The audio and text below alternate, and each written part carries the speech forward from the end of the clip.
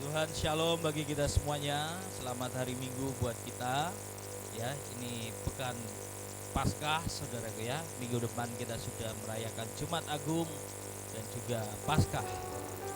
Saudara, saya percaya bahwa kita bersyukur karena Tuhan sudah mati di atas kayu salib dan juga Dia sudah bangkit bagi kita semuanya. Saudara, karena Yesus sudah mati bagi setiap kita, kita hari ini terima anugerah yang besar.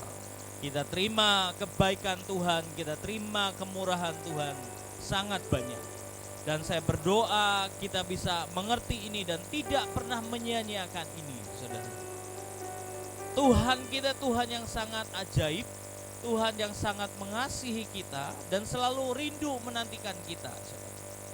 Saudara, seperti ini, saya merenungkan kebaikan Tuhan kepada kita umat manusia, saudara. Bagaimana Tuhan itu selalu berjuang untuk setiap anak-anaknya, ciptaannya, saudara. Saudara bisa melihat kalau saudara baca Alkitab, Tuhan berjuang buat manusia yang berdosa, walaupun tetap ada yang namanya hukuman, walaupun tetap ada yang namanya upah dosa yaitu maut. Tapi dia berusaha, saudara. Dia berusaha untuk terus menarik manusia. Ketika manusia jatuh dalam dosa, mereka nggak bisa tinggal di Taman Eden. Saudara, kalau saudara tahu, Taman Eden itu salah satu bagian dari sorga. Jadi kita ini bukan tinggal di bumi seperti ini, saudara. Makanya waktu, saudaraku ya, Taman Eden diberikan, saudaraku ya, itu suasananya berbeda. Ada kemuliaan Tuhan yang ada di sana. Ketika manusia jatuh dalam dosa, dia diusir keluar. Berarti sebenarnya kalau misalnya ada mau balik bisa, saudaraku ya. Tapi surga itu, Taman Eden itu diambil, ditarik. Makanya sampai hari ini orang mau cari Taman Eden di dunia ini gak akan ketemu. Mau pakai Google Map juga gak ketemu, saudara ya. Mau pakai satelit apa, gak ketemu. Setidaknya ada sisa-sisanya kalau masih ada, saudaraku. Sisa-sisa taman itu yang sangat luar biasa. Tapi gak ada, karena memang sudah diambil Tuhan. Makanya saudaraku ya, janji Tuhan suatu hari nanti ada yang namanya bumi baru, langit baru. Tuhan bilang nanti kita akan tinggal di Yerusalem baru. Artinya apa, yang di dunia ini nanti akan dihukum dengan semua dosa dan pelanggarannya. Karena ada pertumpahan darah, karena ada kejahatan, dan tidak bisa diperbaikin lagi. Jadi ini semuanya akan habis lenyap, dan Tuhan akan menciptakan yang baru. Dan yang baru inilah yang akan ditempati oleh siapa? Anak-anak Tuhan, yang Dia pilih, dan Dia baharui hidup mereka semua. Makanya sebenarnya kita ini dalam proses seleksi Tuhan untuk masuk ke sana, saudaraku. Bagaimana caranya? Tuhan selalu panggil. Makanya saudaraku, hari-hari ini Tuhan panggil setiap orang, ayo masuk, ayo. Aku sudah mati buat kalian, untuk kalian diselamatkan. Makanya dari zaman Adam dan Hawa jatuh, saudaraku, Dia tetap panggil. Saudara bisa menemukan ada Habel yang pertama, orang yang mengerti Tuhan. Dia berusaha mencari siapa sih Tuhannya bapakku ini. Zaman itu orang gak pernah ngerti, saudara. Mungkin banyak orang berpikir bahwa ya Kain coba berpikir ya udah kasih persembahan aja buat Tuhan. Tapi Habel dia mengerti Tuhan, apa kesukaan Tuhan. Saya percaya seperti ini, saudaraku ya. Nggak mungkin Habel mempersembahkan yang berkenan dengan Tuhan kalau dia nggak kenal Tuhan. Saudara nggak mungkin kasih suatu hadiah yang menyukakan saudaramu, temanmu yang kamu kenal kalau itu dia nggak sukai. Betul? Saudara, kalau misalnya dia nggak suka duren, kamu tiba-tiba datang, aku kasih hadiah buat kamu ya. Dibuka kotak, surprise, durian. Saya mau tanya sama saudara, dia senang apa tidak? Enggak. Begitu juga dengan Habel, dia ngerti hati Tuhan. Sehingga ketika dia mempersembahkan sesuatu buat Tuhan, dia gak pernah sembarangan. Ini kesukaan Tuhan, ini yang aku bawa di hadapan Tuhan.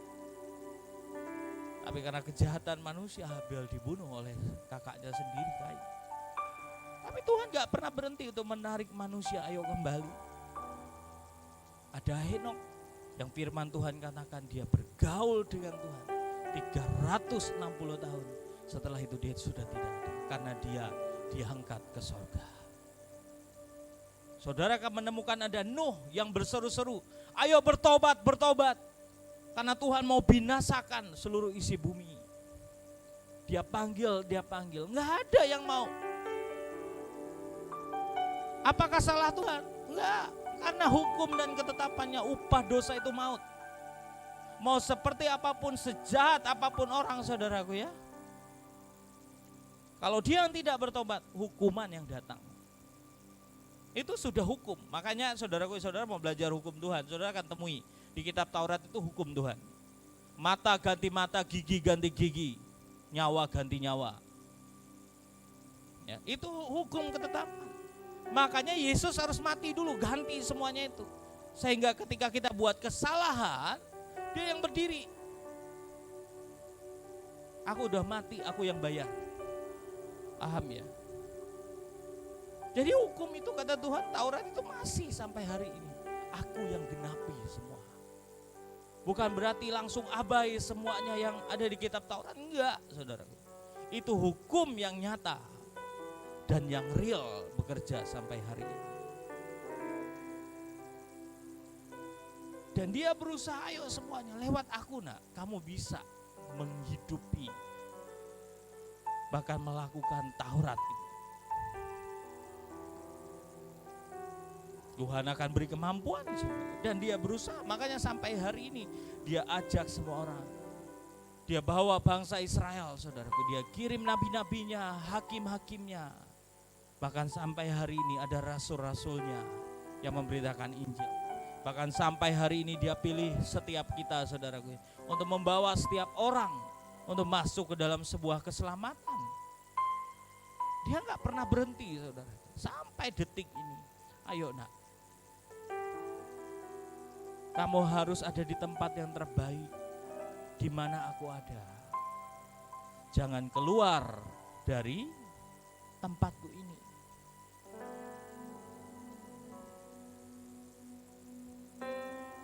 Saudara, kita ini harus mengerti kayak gini. Manusia tanpa Tuhan itu gak bisa. Jadi dia berusaha untuk kita ini masuk bersama dengan dia. Ketika kita masuk bersama dengan dia, maka dia akan jaga, dia akan lindungi kita. Tapi ketika kita memilih menjauh dari Tuhan, sorry saudaraku ya, bukannya saudara bisa melakukan yang benar, maka saudara akan makin melakukan semua yang jahat. Makin menjauh lagi dari Tuhan, sorry saudaraku ya, saudara gak akan punya kekuatan. Kecuali dia sendiri yang datang menghampiri saudara dan ngambil saudara. Paham ya? Kita ini makanya beda Saul sama Daud. Saul jatuh, dia menjauh dari Tuhan. Ketika dia menjauh dan tidak pernah menerima teguran, gak terima nasihat dari Samuel, makin jauh, punya kekuatan untuk kembali, gak ada. Karena manusia gak punya kekuatannya. Tapi Daud beda. Daud buat pelanggaran ditegur, ya saya salah Tuhan. Dia mendekat sama Tuhan, hajari aku aja tuh. Gak apa-apa kalau kau harus dihajar oleh kau, gak apa-apa Tuhan, asal aku datang kepada. Itu yang membuat Daud beda dari Saul. Dia walaupun dengan semua kelemahannya, kekurangannya, saudaraku ya, kekurangan ajarannya dia, saudara, dia gak menjauh dari Tuhan. Dia malah mendekat, lanjangi deh semua Tuhan. Enggak apa-apa. Yang penting aku selamat. Makanya waktu ditanya saudara, kamu mau jatuh di tangan manusia atau di tangan Tuhan? Jawaban Daud apa? Lebih baik aku jatuh di tangan Tuhan. Karena dia tahu Tuhan menghajar dia enggak akan sampai membinasakan dia. Menghajar dia untuk mendidik dia kembali. Itu hati Tuhan. Kalau setan saudaraku ya, kalau manusia, kalau bisa saudaraku ya, ngajar orang biar orang itu apa? ya matilah. Apalagi setan sampai dia masuk neraka. Itu aja udah tujuannya, gak ada yang lain. Kalau Tuhan enggak, saudaraku. Bahkan sampai hari ini mungkin kita ini, saudaraku, yang selalu dinanti oleh Tuhan. Ayo nak balik, nah. Ayo datang kepadaku. Agar aku bisa pulihkan hidupmu, pulihkan keluargamu, pulihkan ekonomimu, pulihkan masa depanmu. Biar aku punya hak legal untuk menjaga setiap langkah. Itu yang Tuhan mau, saudara. Makanya saudaraku, kita ini gak bisa lari dari Tuhan. Makanya apapun ada dalam hidup kita, saudaraku, gak apa-apa. Saudara mau seperti apapun, jangan jauh dari Tuhan. Tapi ayo mendekatlah kepada Tuhan. Tapi saya masih berdosa. Lebih baik kamu yang berdosa itu mendekat kepada Tuhan daripada orang yang baik-baik saja menurut dia, tapi jauh dari Tuhan. Aku baik-baik aja, aku gak mencuri, aku gak membunuh. Itu orang yang paling susah diajak. Makanya firman Tuhan, orang-orang seperti apa? Pembunuh, perampok, pelacur, mereka yang lebih dahulu masuk dalam kerajaanku, kata Tuhan kepada murid-muridnya. Karena mereka sadar mereka berdosa, mereka butuh Tuhan yang mengampuni dosa dan pelanggaran mereka. Daripada orang yang merasa enggak berdosa, yang enggak butuh Tuhan.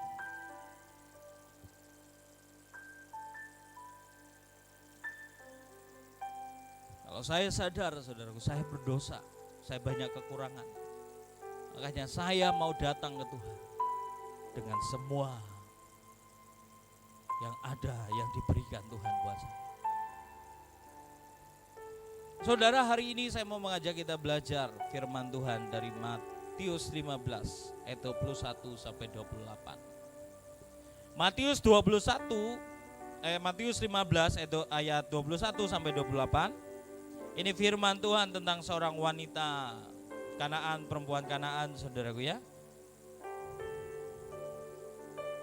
Matius 15 ayat 21 sampai 28. Saya akan baca buat Bapak Ibu semuanya. Lalu Yesus pergi dari situ dan menyingkir ke daerah Tirus dan Sidon. Tirus dan Sidon ini area Filistin, saudaraku ya. Maka datanglah seorang perempuan Kanaan dari daerah itu dan berseru, "Kasihanilah aku ya Tuhan, anak Daud, karena anakku perempuan kerasukan setan dan sangat menderita." Tetapi Yesus sama sekali tidak menjawabnya. Lalu murid-muridnya datang dan meminta kepadanya, "Suruhlah ia pergi." Ia mengikuti kita dengan berteriak-teriak. Jawab Yesus, "Aku diutus hanya kepada domba-domba yang hilang dari umat Israel." Tetapi perempuan itu mendekat dan menyembah dia sambil berkata, "Tuhan, tolonglah aku." Tetapi Yesus menjawab, "Tidak patut mengambil roti yang disediakan bagi anak-anak dan melemparkannya kepada anjing." Kata perempuan itu, "Benar Tuhan, namun anjing itu makan remah-remah yang jatuh dari meja tuannya." Maka Yesus menjawab dan berkata kepadanya, "Hai ibu, besar imanmu, maka jadilah kepadamu seperti yang kau kehendaki." Dan seketika itu juga anaknya sembuh. Bapak Ibu Saudara, kita ini, saudaraku ya, pasti menghadapi yang namanya pergumulan dalam hidup kita. Kita menghadapi permasalahan dalam hidup kita, saudara. Saudara, banyak dari anak-anak Tuhan, ketika dia punya masalah, punya pergumulan, yang dia lakukan pertama adalah menyelesaikannya. Dan cara menyelesaikannya ya banyak macam, saudara. Mungkin dia cari temannya, mencari orang lain, saudaraku ya. Kalau dia punya uang ya mungkin dia selesaikan dengan uang, macam-macam. Tapi dari firman ini saudara bisa menemukan ada seorang perempuan Kanaan yang mungkin, saudaraku ya, dia sudah mengandalkan semua mungkin karena dia bukan umat Israel, saudaraku ya. Dia perempuan Kanaan yang menyembah berhala dan sebagainya. Dia udah datang semuanya. Anaknya makin gak jadi-jadi. nggak sembuh, saudara, makan lebih parah lagi. Dia sudah nggak punya apa-apa, dan akhirnya apa? Dia datang kepada Tuhan. Ketika dia datang sama Tuhan, bukan penerimaan yang dia terima. Apa yang dia terima? Penolakan dari Tuhan sendiri. Bahkan Tuhan bilang apa, saudaraku? Secara tidak langsung dia apa? Anjing. Betul? Kalau ini berpikir, saudara, jahat banget. Katanya Tuhan itu baik. Kenapa dia seperti itu? Loh, banyak kan yang kayak gitu kan? Saudara tahu kan? Kalau saudara tahu ceritanya Hitler di masa kecilnya, ketika dia mengalami masa sulit, dia datang ke gereja, dia ditolak. Makanya nolak dia itu, saudaraku ya, turunan Yahudi, maka gak terima sampai akhirnya pokoknya nanti jadi.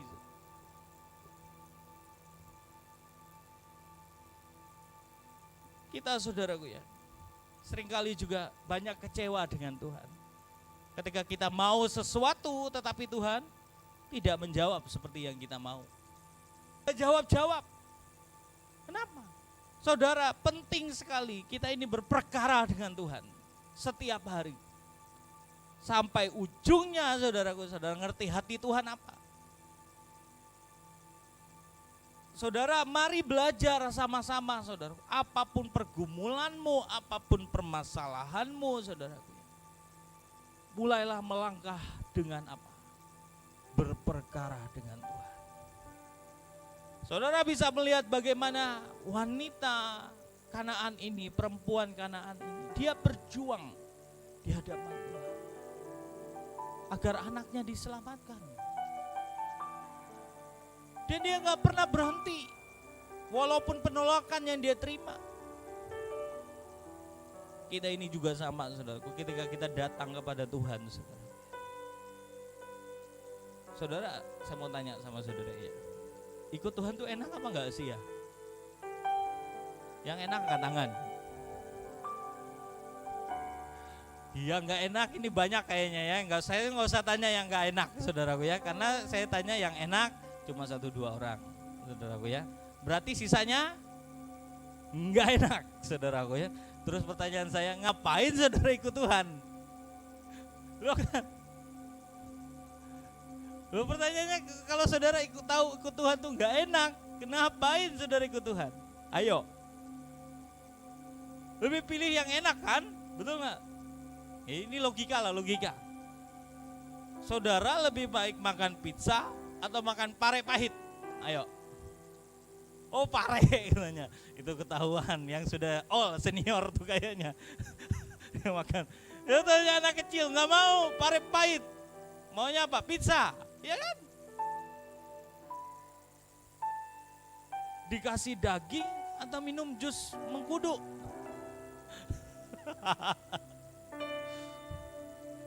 Loh, itu kan pilihan, itu enggak? Oh, daging dong, nggak mau mengkudu, pahit. Loh, pertanyaan saya tadi sama, saudaraku ya. Saudara mau ikut Tuhan enak atau tidak? Ikut Tuhan tuh enak, saudaraku ya, tapi ngeri. Paham? Loh, ikut Tuhan tuh seenak loh, saudaraku, tapi ngeri. Betul? Ancamannya apa, saudaraku ya? Saudara dibunuh, dipersekusi, saudaraku. Dia cuma ibadah doa di kamarnya, saudaraku ya. Didatangin tetangga RT, ngapain ibadah-ibadah? Cuma doa loh, cuma 1, 2, 3 orang loh. Serius, saudaraku ya. Terus belum lagi yang namanya pergumulan. Nambah lagi, saudaraku. Jadi masalah saya juga. Belum A, belum B, belum C, saudaraku ya. Itu ikut Tuhan. Tapi saudaraku ya, saya mau bilang, di balik semuanya itu ada berkat Tuhan. Dan saya tahu ada kemuliaan Tuhan yang menyertai dari semua apapun yang dihadapkan ke Tuhan. Makanya saudaraku ya, kalau ikut Tuhan, siaplah, siapkan hatimu untuk jangan mudah kecewa. Amin. Pilihan, Dan dia siapkan hatinya untuk ditolak. Loh, kita juga harus siap-siap saudaraku ya.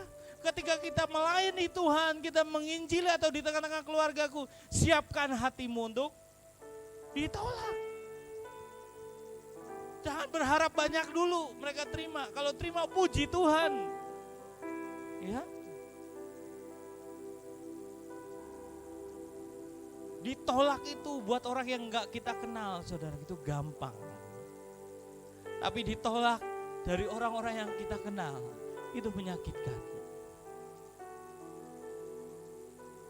Ketika kita melayani sebuah daerah, saudara, ayo kita bikin ibadah, kita doa bersama-sama.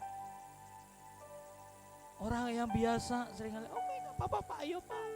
Tapi yang nolak apa? Saudara seiman kita sendiri. Itu yang terjadi, saudara. Makanya saudaraku ya, siapkan diri kita harus punya mental untuk siap ditolak. Tapi kalau kita ditolak, apakah kita berhenti?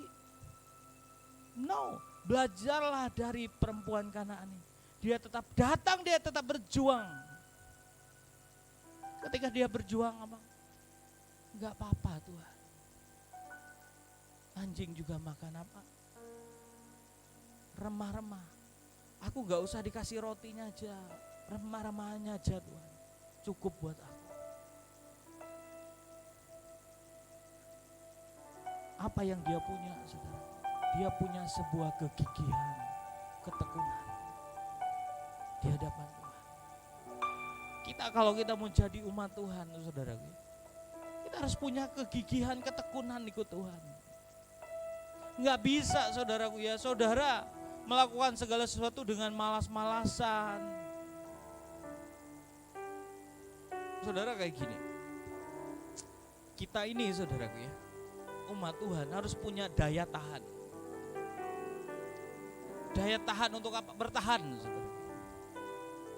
Karena di dunia ini, saudaraku ya, perlombaan iman kita, saudara, itu seperti lari maraton. Lari maraton itu bukan seberapa cepat dulu kamu lari, enggak, karena ini panjang, treknya panjang.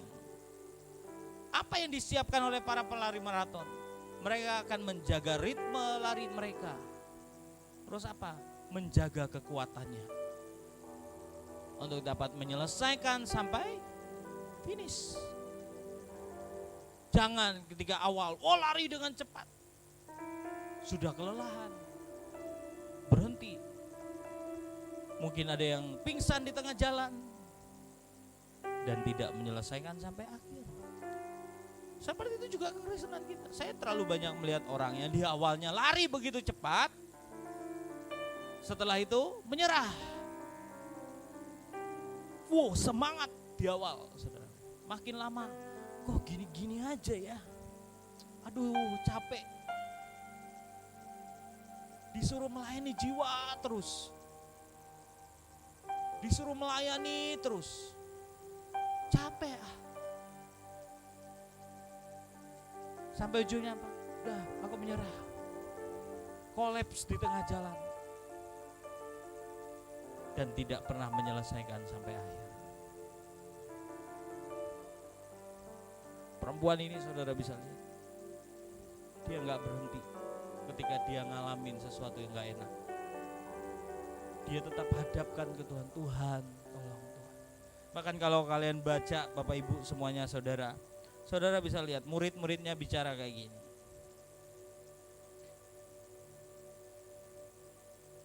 Tetapi Yesus sama sekali tidak menjawabnya, lalu murid-muridnya datang dan meminta kepadanya, suruhlah ia pergi. Ia mengikuti kita dengan berteriak-teriak. Saudara tahu kan? Mungkin saudaraku ya, sudah gak diterima karena bukan bangsa Israel. Orang Israel itu saudaraku ya, ini kenyataan, rasis. Kenapa saudaraku? Karena mereka merasa bahwa mereka umat pilihan. Sama bangsa lain saudaraku, udah kamu itu siapa? Gitu. Jadi waktu itu dia tahu, waduh ditolak. Dia tetap datang sambil berteriak, Tuhan tolongi Tuhan, Tuhan tolongi Tuhan. Sampai murid-muridnya minta, Yesus tolong usir dia. Kita juga sama, saudara. Apakah kita sampai hari ini terus berjuang dan bilang, Tuhan, Tuhan tolongi aku, Tuhan. Apakah kita tetap berteriak sampai hari ini untuk setiap keluarga kita yang untuk mereka diselamatkan? Apakah saudara terus berteriak, Tuhan tolongi anakku, Tuhan, tolongi keluargaku, Tuhan? Adakah saudara terus berjuang? Kalau ditanya, saudaraku ya, Tuhan suruh saya, saudaraku ya, bersama dengan pelayanan ini untuk berdiri buat kota dan bangsa ini, saudara. Waktu itu saya ada di sebuah gereja yang lumayan besar, saudara. Dan saya salah satu pemimpin di sana. Karena saya menjawab panggilan Tuhan. Saya diusir. Ketika saya diusir, saudara, keluarga saya bilang, kembali. Kalau kamu kembali, hidupmu pasti diberkati dan lain sebagainya. Waktu itu pemimpin saya cuma kasih syarat, kalau kembali kamu tinggalkan semua yang kamu dapat, kamu terima itu. Dan kembali jadi Ricky yang melayani seperti yang kami mau. Saya cuma datang ke Tuhan waktu itu, saudara. Saya kunci kamar saya doa, Tuhan saya harus seperti apa, Tuhan? Engkau taruh di hatiku sebuah panggilan untuk berdiri buat kota ini, untuk melakukan seperti yang kau kehendaki. Tapi keadaannya seperti ini, Tuhan. Aku harus seperti apa? Apakah aku balik aja, Tuhan? Tahu gak jawaban Tuhan di hati saya, saudara? Riki, mau gak kamu jalan dengan aku untuk berdiri buat kota dan bangsa, walaupun cuma kita berdua, kamu dan aku. Saya dengar itu, saudaraku, saya cuma bisa nangis. Saya bilang, Tuhan, keadaan waktu itu gak baik, saudara. Saya diomongin satu kota, saya penyesat. Orang-orang yang selama ini dekat dengan kami, saudara, menjauh semuanya, saudaraku. Waktu masih pakai BlackBerry, saudaraku, BB di blog, saudaraku ya. Sosial media dari berteman tidak berteman, saudaraku ya. Kalau ketemu seperti nggak kelihatan kami loh, saudaraku ya, hebat kan? Jubah transparan sih, saudaraku. Jalan di sini, saudaraku ya. Mereka ada di sini, saudaraku. Oh, seperti nggak ngelihat, saudaraku ya. Itu yang kami alami, saudaraku. Ke pesta pernikahan, saudaraku, ada orangnya, saudaraku, yang belok kayak gitu, saudaraku. Wah, nggak kelihatan. Itu yang dialami, saudaraku. Dan saya cuma nangis, Tuhan. Saya cuma mau melakukan apa yang kau mau, Tuhan. Kalau ini maumu, Tuhan, aku mau berdiri bersama dengan engkau untuk kota dan bangsaku, Tuhan. Dan saya putuskan, saudara, untuk saya ikut Tuhan, melepaskan semuanya. Waktu itu gak banyak orang, makanya sampai hari ini, saudara, saya menjaga diri saya untuk tetap konsisten ikut Tuhan. Saya pokoknya gak peduli kalau misalnya berdoa buat bangsa, buat kota, saudara. Orang gak mau, orang tidak mau datang dan lain sebagainya, silakan, itu urusan masing-masing. Buat saya melakukannya buat Tuhan. Saya melakukannya bersama dengan Tuhan. Setidaknya ketika sorga mencari siapa yang berdiri buat Palangkaraya, siapa berdiri buat Indonesia, Tuhan bilang, oh ada anakku Riki. Itu buat saya, saudara, lebih penting. Dan sampai hari ini saya lihat banyak orang yang mundur mengerjakan semua panggilannya. Banyak orang berhenti karena gak sanggup lagi. Karena banyak hal yang dikorbankan, saudara.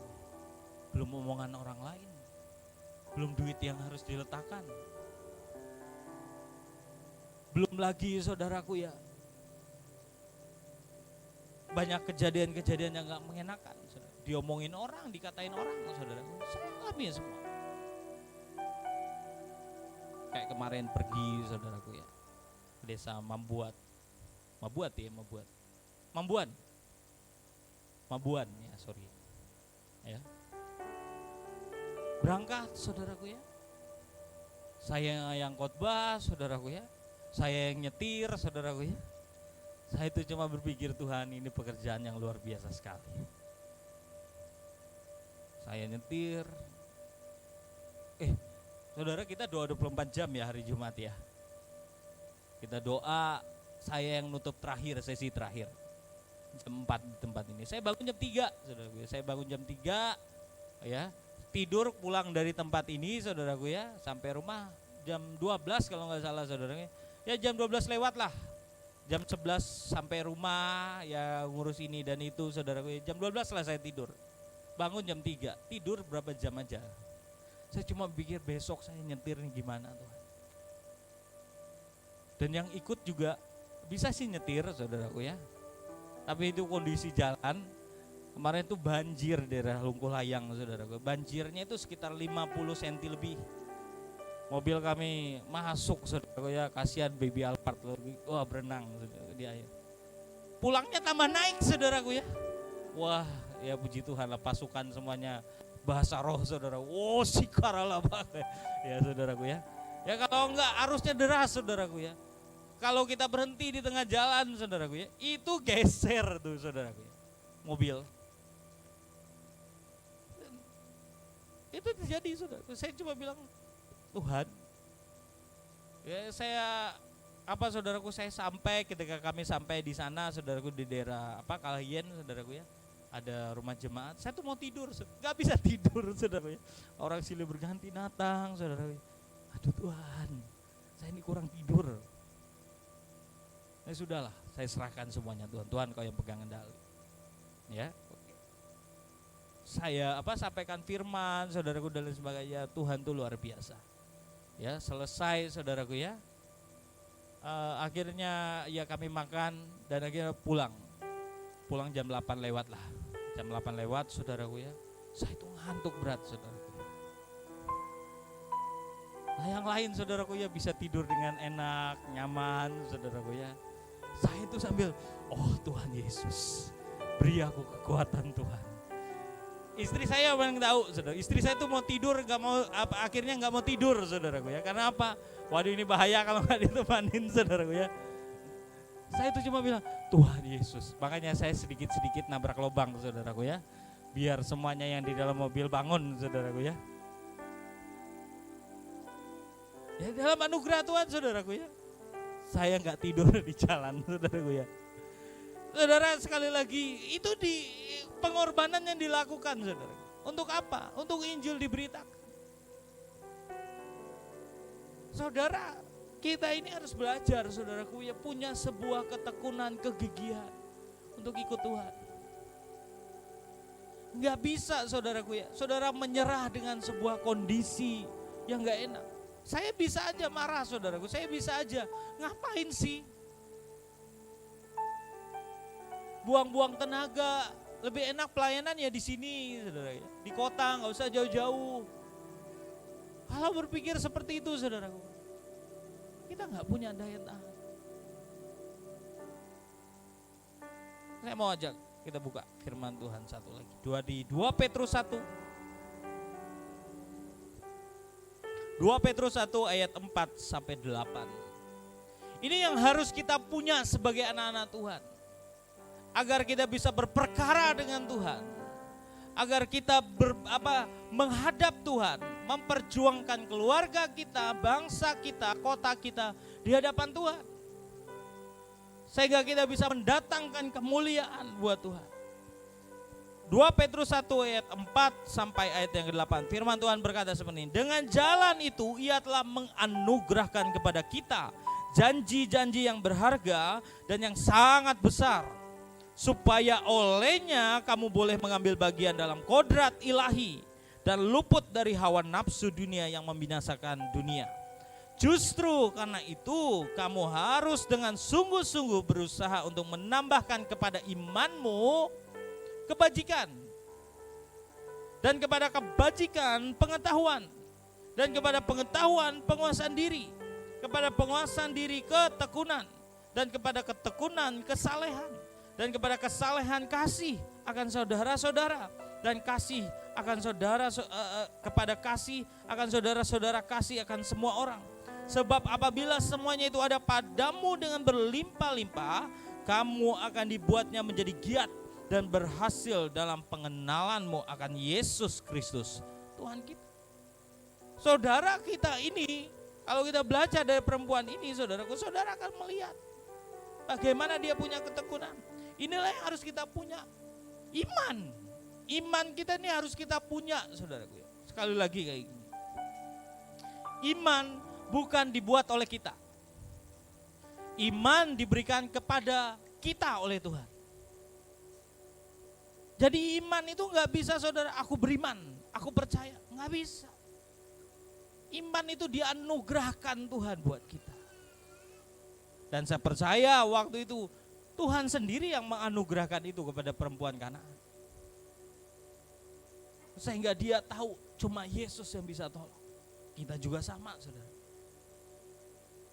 Tapi iman ini cuma sekedar misalnya aku percaya Tuhan, berhenti sampai di situ, gak bisa. Agar kita bisa berkenan di hadapan Tuhan, firman Tuhan katakan imanmu harus ditambahkan dengan kebajikan. Kebajikan itu, saudaraku ya, diambil dari kata dasarnya bijaksana, saudaraku ya. Artinya apa? Dia punya pengertian, punya jalan pikir ya, yang penuh dengan hikmat. Itu kebajikan. Dia memutuskan segala sesuatu enggak pernah salah-salah. Dia memutuskan segala sesuatu, oh ini baiknya. Seringkali ini turun bagi setiap anak-anak Tuhan yang apa? Dewasa. Kalau anak-anak, saudaraku, enggak pernah ada yang namanya kebajikan. Karena mereka cuma berpikir apa? Sederhana. Dalam kebajikan firman Tuhan katakan kamu harus tambahkan pengetahuan. Kita anak-anak Tuhan ini harus punya pengetahuan, saudaraku. Belajar tentang banyak hal. Jangan cuma ditanya, kamu tahu nggak ini apa? Nggak tahu. Nggak bisa, saudaraku. Aku tahunya cuma ini. Makanya kita ini seringkali kalah sama orang dunia. Karena orang dunia itu berjuang begitu keras untuk mengetahui banyak hal. Sedangkan kita anak-anak Tuhan nggak ngerti. Dulu waktu saya pelayanan masih umur 17 tahun ya. Tuhan tuh cuma bilang ke saya, Rigi, kamu pelajari semua. Apapun yang aku sodorkan sama kamu. Saya bingung, kenapa Tuhan? Saya ini SMA masuk jurusan IPS, saudaraku. Saya kuliah juga ngambil manajemen keuangan dulu, saudaraku ya. Dan saya cuma bilang, kenapa saya harus belajar banyak? Tuhan, itu bekal buat kamu. Jadi akhirnya apa, saudaraku ya? Waktu pemimpin saya dulu dia bilang, Ki, kamu harus bisa naik mobil. Laki-laki itu harus bisa naik mobil. Kamu belajar naik mobil ya. Malu kita ini kalau misalnya kita ini yang nyetirnya perempuan. Kamu duduk diam di belakang, nggak ngapa-ngapain. Jadi saya ngikut pemimpin saya, saudaraku. Ayo belajar. Saya belajar, saudaraku. Memang sih mobilnya ada sedikit baret, saudaraku. Ya karena mau belajar, saudaraku. Saya belajar, saudaraku. Terus diajarin, Ki, ini cara ganti ban. Saya diajarin semuanya, bahkan belajar membengkel, saudaraku ya. Terus diajarin banyak hal, saudaraku ya, narik mobil, karena kami sering pelayanan ke daerah, saudaraku ya. Zaman dulu jalannya, waduh, makanya saya sedikit-sedikit ngerti lah, saudaraku ya. Terus apalagi, saudaraku, disuruh apa? Ki, kamu belajar sound system. Akhirnya saya belajar, saudaraku, saya pelajarin. Saya belajar sound system, saya ngerti sound system sedikit-sedikit. Terus Tuhan bilang, kamu harus belajar macam-macam, saudaraku ya. Sehingga saya nggak pernah berhenti sampai hari ini belajar. Jangan mau kita dibodohin, saudara. harus ngerti semuanya agar kita ini bisa berdampak dimanapun kita berada. Firman Tuhan bilang, saudara, dalam pengetahuan yang harus ditambahkan penguasaan diri. Ini untuk menjaga diri kita. Ada batasan-batasan yang tidak boleh kita lewati. Dalam penguasaan diri katanya ditambahkan ketekunan. Ini yang betul konsistensi dalam hidup kita, saudara. Apakah kita melayani Tuhan tekun? Atau kita berhenti di tengah jalan? Dalam ketekunan yang ditambah adalah kesalehan. Tahu nggak saleh itu artinya apa? Ada yang tahu, saudara? Kesalehan ini, saudara, kalau saudara baca, saya baca dalam bahasa aslinya, saudara, itu pengertiannya adalah respect kepada Tuhan, rasa hormat kepada Tuhan. Makanya ketika Ayub dibilang dia orang saleh. Kenapa dia saleh? Dia selalu memberikan rasa hormat yang terbaik buat Tuhan. Dia kasih persembahan buat Tuhannya yang terbaik dan dia letakkan di atas mezbah. Dia naikkan ke Tuhan dan dia takut akan Tuhan. Itu yang namanya kesalehan. Saleh itu artinya dia punya respect, hormat kepada Tuhan. Jangan sampai kita gak punya kesalehan, punya rasa respect kepada Tuhan. Datang ibadah, nggak pernah mempersiapkan diri, pakai baju compang-camping, ngerti nggak? Loh, kita ini kan datang ibadah pakai baju yang sopan, betul? Saya nggak bicara itu mahal atau enggak. Artinya apa? Tuhan, aku mau datang, mempersiapkan diri, betul? Itu bicara respect. Terus kalau saudara respect sama Tuhan, datang tepat waktu, betul? Kalau Pak Yusak itu bilang apa? Jangan kamu yang disambut Tuhan, kamu yang nyambut Tuhan. Jangan sampai Tuhan di pintu, selamat datang. Balik, kita datang Tuhan, aku datang bertemu dengan Engkau. Ya, maka baik, respect sama Tuhan. Daud itu punya rasa respect dengan Tuhan tuh luar biasa. Makanya dia siapkan para pemain musik. Dia siapkan ada yang pegang nafiri, ada yang pegang ceracap, rebana, bahkan yang kecapi yang 2 dawai, yang berapa dawai, dia siapin semuanya. Karena dia apa? Aku mau memberi yang terbaik buat Tuhan. Bahkan dialah ide muncul, aku harus bangun bait suci buat Tuhan. Karena respectnya dengan Tuhan. Kita berdoa kita juga punya respect. Kita harus punya yang namanya kesalehan di hadapan Tuhan. Dalam kesalehan kasih akan saudara-saudara. Saudara percayalah, kalau kita punya semuanya ini, kita akan jadi orang-orang yang akan diterima oleh orang-orang di sekeliling kita. Siapa sih yang gak mau berteman dengan orang yang takut akan Tuhan? Karena waktu kita berteman dengan orang yang takut akan Tuhan, pasti nasihatnya seperti yang Tuhan mau. Siapa sih yang gak mau bergaul dengan orang yang saleh? Orang yang saleh, saudaraku ya, saudara akan lihat, wow, dia menghormati Tuhannya luar biasa. Aku mau belajar dari. Siapa sih orang yang gak mau berteman dengan orang yang punya pengetahuan? Kalau saya berteman dengan seorang pengusaha yang sukses, saya akan tanya, wow, pengetahuanmu luar biasa. Betul? Siapa sih yang gak mau berteman dengan orang yang rajin, yang tekun? Pasti. Tapi kalau berteman sama orang malas, saudaraku ya, aduh, ngabisin terlalu banyak energi kita. Kerjanya setiap hari tidur. Ayo, misalnya di rumahmu lah. Di rumahmu, saudara, kalian sama-sama malas. Habis makan, malas cuci piring. Piring lama-lama bertumpuk di belakang, saudaraku ya. Enak gak hidup kayak gitu?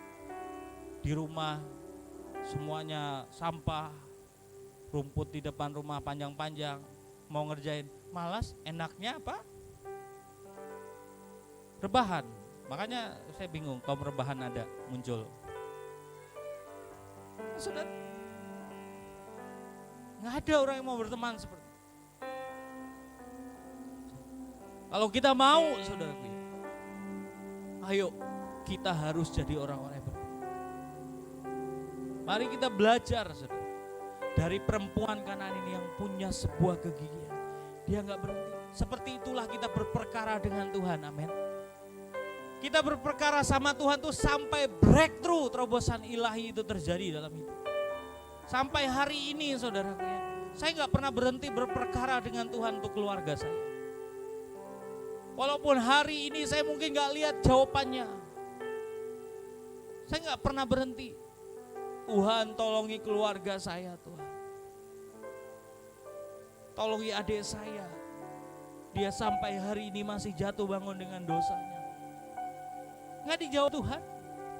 Tapi saya nggak akan pernah berhenti untuk mendoakannya. Sampai hari ini saya nggak pernah berhenti mendoakan kota Palangkaraya untuk Tuhan lawat kota ini. Saya nggak pernah berhenti buat Indonesia. Kalau ditanya ngapain sih Pak? Ngurus diri sendiri aja kesusahan. Ini mau berdiri buat orang lain. Saya nggak pernah berhenti. Saya mau seperti perempuan Kanaan ini. Sampai Tuhan bilang apa? Apa katanya? Di Matius 15 ayat 28. Bisa tunjukin buat saya. Matius 15 ayat 28.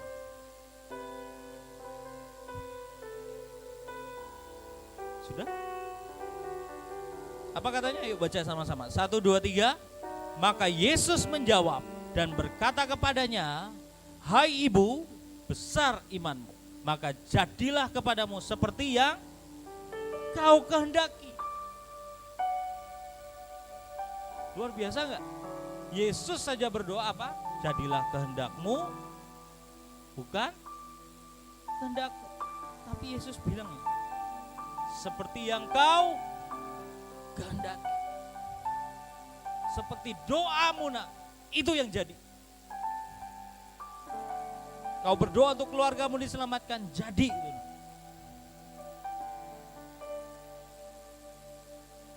Untuk kotamu dimenangkan, bangsamu dimenangkan, jadi. Jangan berhenti sampai Tuhan bilang, jadilah seperti yang engkau kehendaki. Kalau perlu teriak-teriak sama Tuhan. Seperti perempuan ini, berteriak sama Tuhan, tolong ya Tuhan. Jangan berhenti Tuhan, sampai semuanya jadi. Saya akan tunjukkan sebuah video. Bisa diputar? Hari ini kita berdoa. Kita berdoa buat kota, buat bangsa. Buat saya, saudara, saya gak akan pernah berhenti. Kalau hari ini saya masih melihat hujannya masih sedikit, tapi suatu hari saya akan melihat hujan yang lebat itu turun. Hujan lawatan, hujan pertobatan atas bangsa. Kalau ada hamba-hamba Tuhan yang dapat, Indonesia akan dilawat, Indonesia akan dipulihkan. Sekarang saya masih melihat hujan yang masih tinggi, tapi saya akan lihat hujan yang lebih besar akan terjadi. Dan itu sudah dimulai di bangsa-bangsa. Saya mau kita lihat video. Dan inilah kebangkitan yang sedang terjadi di zaman. Hari-hari ini Roh Tuhan sedang dicurahkan. Dan inilah hujan awal, hujan akhir. Dan masa dan waktu ini akan terjadi dengan begitu cepat dan singkat.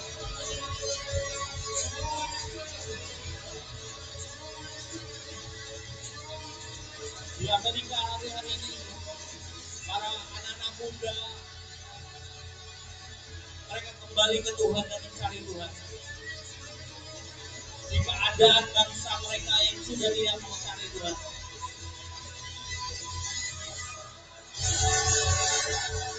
Brasil hari-hari ini juga sedang berjuang oleh bangsa mereka.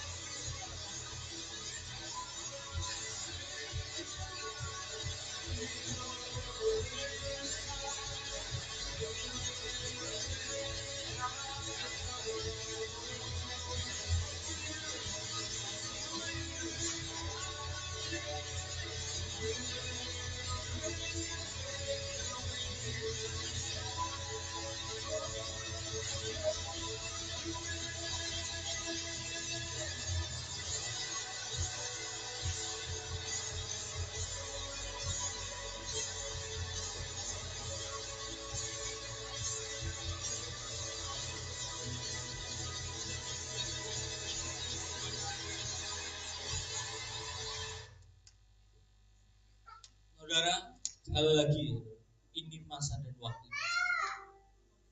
Tuhan akan pulihkan segala sesuatu sebelum Dia datang kembali. Jadi ayo bergerak.